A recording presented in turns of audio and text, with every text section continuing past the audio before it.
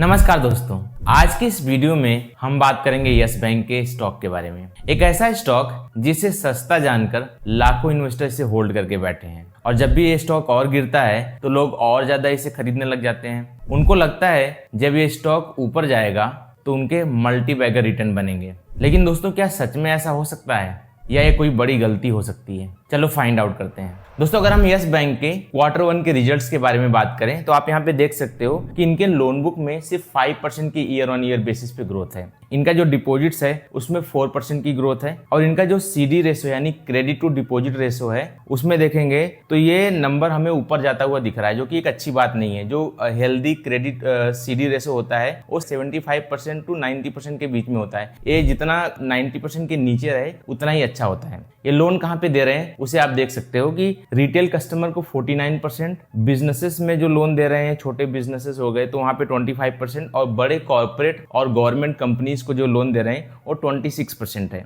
इनका डिसबर्समेंट देखेंगे तो अगर हम क्वार्टर बेसिस पे देखें तो 32% से डिग्रो किया है। ईयरली बेसिस पे भी देखेंगे तो 10% से डिग्रो किया है। इनका जो नेट इंटरेस्ट इनकम है उसमें सिर्फ 5% की ईयर ऑन ईयर बेसिस पे ग्रोथ है। इनका जो नॉन इंटरेस्ट इनकम है वहां पे आप देख सकते हो कि वहां पे 46% की ईयर ऑन ईयर बेसिस पे ग्रोथ है। ऑपरेटिंग प्रॉफिट में अच्छी खासी ग्रोथ हमें देखने को मिल रही है। इनका जो निम है यानी नेट इंटरेस्ट मार्जिन, जो ये मार्जिन मतलब ये जो डिपॉजिट्स पे कस्टमर को पैसा देते हैं, इंटरेस्ट देते हैं और ये जो कस्टमर को लोन देते हैं उसके बीच का जो इनका मार्जिन होता है वही होता है नेट इंटरेस्ट मार्जिन। वो देखेंगे 2.5% है। इनका जो कॉस्ट टू इनकम है ये जितना ज्यादा कम हो उतना ही अच्छा है। तो इनका जो कॉस्ट टू इनकम है उसमें हमें अच्छी खासी इंप्रूवमेंट हमें देखने को यहाँ पे मिल रही है। इनका जो कासा है यानी करेंट अकाउंट और सेविंग अकाउंट का जो रेशो है वो देखेंगे तो उसमें भी इंप्रूवमेंट हमें देखने को मिल रहा है, 32.8% है। इनका जो एक कॉमन इक्विटी है यानी बैंक का ये जो अपना पैसा है, चाहे वो फंड रेज करके पैसा हो, चाहे वो अपने प्रॉफिट को रिजर्व करके ये जो पैसा अपने पास रखते हैं कि कल को कोई बैंक में प्रॉब्लम्स आ गई, जैसे मान लीजिए इनका एसेट क्वालिटी खराब होने लगा या कोई और भी ऑपरेशन रिलेटेड प्रॉब्लम हो गई तो उसका खर्चा इस फंड से ले सकते हैं। इनका जो GNPA है और जो NPA है, जो एसेट क्वालिटी है वो भी काफ़ी अच्छा है। इंडस्ट्री लेवल पे भी देखें तो काफ़ी बढ़िया है। अब ये जो नील है, नील का जो इन्होंने बताया है कि ये एक्चुअली वो अमाउंट होता है दोस्तों जब ये किसी कस्टमर को लोन देते हैं और उसकी रिकवरी खुद से नहीं कर पाते तो ये लोन रिकंस्ट्रक्शन कंपनीज को वो लोन का अमाउंट एक तरीके से सेल कर देते हैं और वो इनके बिहाफ से उस लोन की रिकवरी करते हैं। तो उसके अगेंस्ट में इनको एक सिक्योरिटी रिसिप्ट मिलता है, तो वो अमाउंट यहाँ पे नील है, जो कि अच्छी बात है। यानी बैंक अपने जो लोन इन्होंने दिया है उसकी रिकवरी खुद से ही कर पा रहा है। इनका जो ROA है यानी रिटर्न ऑन एसेट वो 0.8% है। अगर हम इंडस्ट्री लेवल से देखें तो ये भी काफ़ी कम है, लेकिन ये भी इम्प्रूव होता हुआ हमें दिखाई दे रहा है। तो ये था इनके Q1 के रिजल्ट्स दोस्तों अगर मैं आपको यस बैंक के Q1 के रिजल्ट्स को समराइज करके बताऊं तो इनके लोन बुक में कुछ खास ग्रोथ नहीं है, नया लोन ये दे भी नहीं रहे हैं। इनके डिपॉजिट में भी देखेंगे तो सिर्फ 4% की ईयर ऑन ईयर बेसिस पे ग्रोथ है,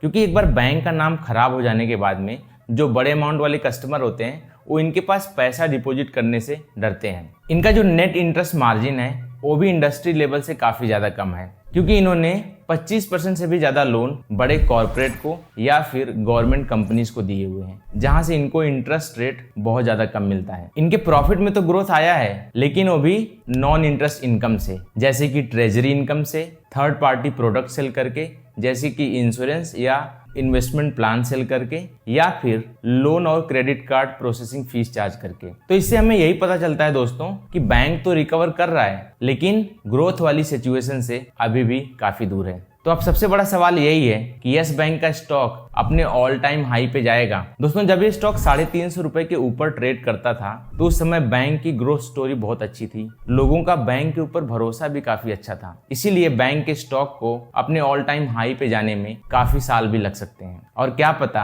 आप इतना वेट ना कर पाओ और अपने होल्डिंग को लॉस में ही बेचकर निकल जाओ। दोस्तों स्टॉक मार्केट में पैसा सिर्फ उम्मीद से नहीं बनता, पैसा बनता है स्टॉक के फंडामेंटल्स को समझने से और सही वैल्यूएशन को समझने से। क्या आप भी यस बैंक के स्टॉक में उम्मीद से इन्वेस्ट कर रहे हैं या फिर लॉजिक से? जरा अपनी इन्वेस्टिंग स्ट्रैटेजी पे फिर से सोचिए। अगर आपको ये वीडियो पसंद आया हो तो इसे प्लीज लाइक करें, शेयर करें और मेरे चैनल को भी सब्सक्राइब करें, क्योंकि स्टॉक मार्केट में सही ज्ञान ही असली इन्वेस्टमेंट है।